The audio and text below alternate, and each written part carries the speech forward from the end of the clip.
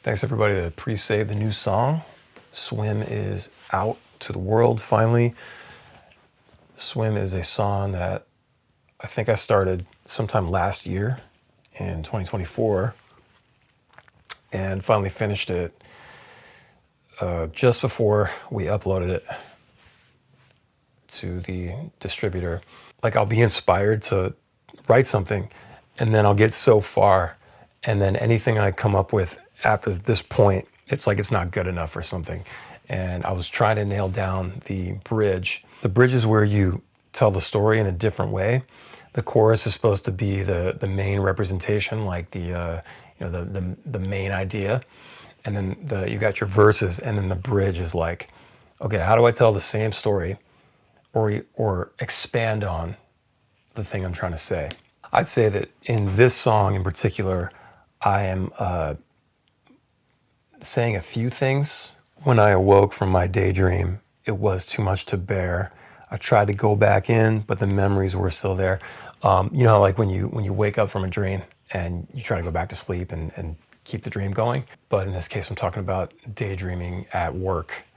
Like when I used to work at the restaurant here in Aberdeen, or work, especially when I would work at Saks, like loading trucks, and at Rite Aid, driving a forklift, Clorox. I worked at all the warehouses, and there was at one point I worked at like a place called Wave. It's where they make like mini blinds and like blinds for, your slider and stuff. I hated that job, and I remember actually writing lyrics a few times during my work shift.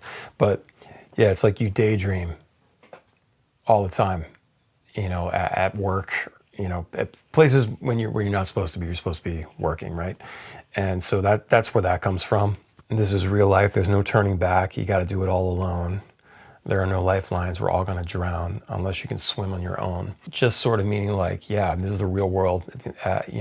After you are a kid and you sort of go out into the world, late teens, early 20s, you're shown how the world really is. Your parents or whoever aren't going to be there at all times to take care of you or make sure that you're good. You're outside the bubble, which obviously is a great thing.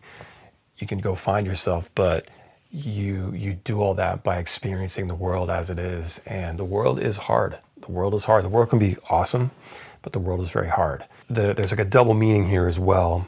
Like when it comes to like the music industry or sort of any creative path where it's very competitive, and there's a lot of pitfalls, like unlimited pitfalls, but there's only like several ways, several doors to walk through, and you have to find those, and it can get really dark, and so the vibe of the song is very dark, and I always refer to it as like a dark, weird, vibey surf rock tune. It's just kind of a different sound. The opening riff, which some say would be elementary or elementary hashtag. It's simple, I embrace simplicity when it comes to songwriting, and this song is no different, like it has a lot of layers, and the core of the song is like, it doesn't change a whole lot, it just changes in the bridge really. But that riff, I called it, in the project I call it Nirvana riff or something, Nirvana guitar, because it's got that heavy chorus and delay and just real swimmy, and hence the name. I think the riff itself sort of informed the lyrics, the subject matter, and then the name of the song. But it just reminds me of like Nirvana. It just has that sound, and it just sounded cool to me. It was a nice. It's an interesting juxtaposition with, like the reggae stuff that we do. It's still melodic, but it's dark, and then it's sort of alternative and just kind of weird, So I remember sending it around to the guys, and Nick is like, hits back immediately. He's like, "Oh, this is so sick! Like, this is awesome. This has got to be the next single." So the chorus is, "So what if I abandon ship, leave it in my wake, steal away to start again? 'Cause I ain't ever going back. I will die before they make me, and I won't go quietly." Referring to a couple things here. Anything to not have to go back to work. Anything to not have to do the 9 to 5 or go work for someone else.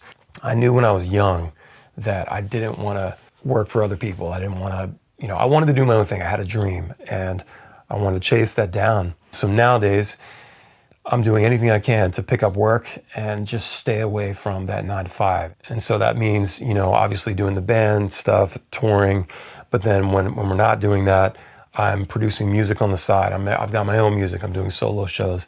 I'm mixing records for other bands, like just stuff like that, doing art, whatever, just anything to not have to go back to work. Also, feeling the pressure of the music industry, of trying to be, you have people that tell you, in some ways it comes across like you're telling me to be someone I'm not. You're telling me to do something that's popular because it's doing well and we could probably have the same success or whatever.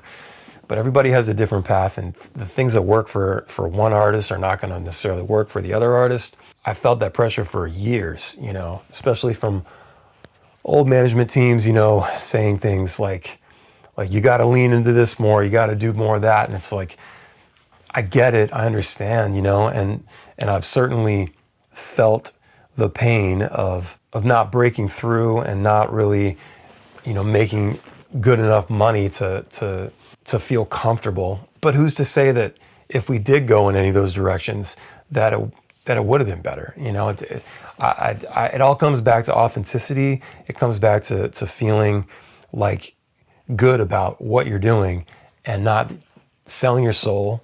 If the path is longer, which it usually is for an artist, and this goes for people in music, people in art, graphic design, movies, whatever, like if you tend to take your own path, the path ends up being a lot longer and a lot windier and a lot more traps along the way.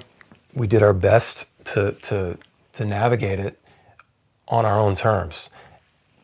And as I said, it's not without its own, not without its issues. I'm very proud of what we've done, and I'm happy that we stuck to our guns all these years, And we get to try new sounds, we get to do whatever we want. It seems like our fans love what we do every time we put it out, and we're grateful for that. We're stoked that we can put a bunch of people in a room and play for them and all around the country all these years later. We're super happy for that. So I'm saying, like, what if I abandon ship? What if I leave all this? What if I get away from all the things you're trying to tell me to do? I don't need to be a part of that. I can do my own thing. We're going to make our own way. I will fight like hell to stay on the right track. I will burn all the boats to get what I want, and they will get none. So anybody that was a hater or a non-believer, like, you're not in this. You're not in the circle anymore. When things start popping and we're doing well, you don't get to be in the circle anymore because you didn't believe. You were trying to tell us to go a different way. That's a wrap for you. So that's how that is. Second verse, you get into a little more descriptive, more on like the music industry side of it. Nobody tells you how to do this. Nobody's coming outside to help you through this.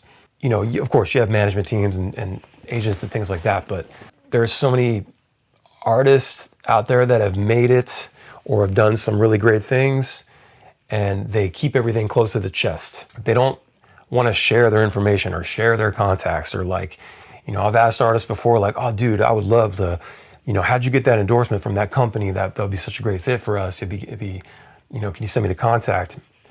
No, they don't send the contact, things like that. It's just like the secrecy is just an insecurity because they're afraid you'll beat them at their own game. I love that bar right there because that's what it is. In my opinion, it's like you're keeping your secrets, how you got there, because you don't want me to leapfrog you, or anyone else. So whereas myself, I've been very open about my advice and how we got to where we did. I have a lot of bands that have hit me up over the years asking, how'd you guys do it? How did you guys get this? And I'm like, yeah, dude, you got to do this, and we did this, and the advice might not work for them, but I'm free with it. I started a podcast because of this. I wanted to help people. I wanted to help artists avoid some of those crazy pitfalls that we had to go through. We learned pretty much everything the hard way. We had some good advice along the way. I can't say that we didn't, but most of the stuff was managers and things that were growing with us that hadn't been down this path before, so they learned just like we did. And we learned the hard way on a lot of things. And I thought, there's some things that, that are definitely rite of passage that bands should have to go through. It's not necessarily like your van shouldn't catch on fire. So I'm like, I'm giving people advice on how to avoid things like that. You know what I mean? Like tire blowouts and the things that aren't necessary to a successful career, you know? But yeah, you should sleep on floors. You should, you know, eat gas station food for a bit. You should be stuck in the van for years until things happen. I mean, those are things that bands should have to go through so they can appreciate the good stuff when it comes later, you know? Because this is their world and we're just living in it. And you better not try to kill the king. A revolution, a new institution is coming, so make fucking way. I love that bar because I don't care. We don't need you. We don't need your big band. We don't need your name. We're gonna keep doing what we're doing. I don't need you to co-sign for me. And it's gonna be hard. We're strong enough to deal with it. You know, some people have great relationships that gets them to skip the line and do things that we still haven't even done yet in our 30 years as being a band. I don't hate on anybody for that. It's just like, all right, well, you had that opportunity, you know, that's great, and you used it. If you're also like not even gonna look my direction or not give us the time of day for whatever reason, whatever, man, I don't care. I don't need you, you know? We used to wait around for bands to call us, to take us on tour, and we don't do that anymore. Like, we stopped doing that years ago. It's like, we're just gonna keep doing our own thing. We're just gonna headline our own shows. We're gonna take little bands out that we wanna give exposure to and just put a dope night together and do this completely independently. And you know, it is what it is. Once you get into the bridge, this is what I finished up just before we uploaded the song. It was the last thing I did. I don't need to be in first place. I just want to find a place of my own. So it's like, it's not really, it feels like a competition, but it's not. It's definitely not a contest or anything like that. It's like, the whole thing is, it's a marathon, man. And everybody's got their own marathon. They're in their own lane. You don't have to be first. There's plenty of room. Spotify and streaming and YouTube and stuff has broken and fragmented the old model. You can say fuck the gatekeeper and do your own thing and find your audience, and you do that through authenticity, as I said. You do that by being true to yourself, doing the sound that you want to do, something that feels natural to you, and you don't need to like beat somebody to get there. Like if other bands get there first or whatever first is, like, okay, whatever. We're still gonna keep playing, you know, we're still gonna keep releasing music and enjoying ourselves, you know. Yeah, I just want to find a place of my own because I've lived my life on this road. I have sacrificed so much, as many touring bands will tell you. It is very hard out here, and we're just trying to live, and we got families, and you know, we're just trying to do the thing. So that's all we want, is just to feel comfortable. Just get to a place where you feel comfortable. Nobody has to be like super rich or anything. Have a great life for your family, making money, doing the thing that you love. And in this case, it's music and art. There's no safety net, and I've placed all my bets.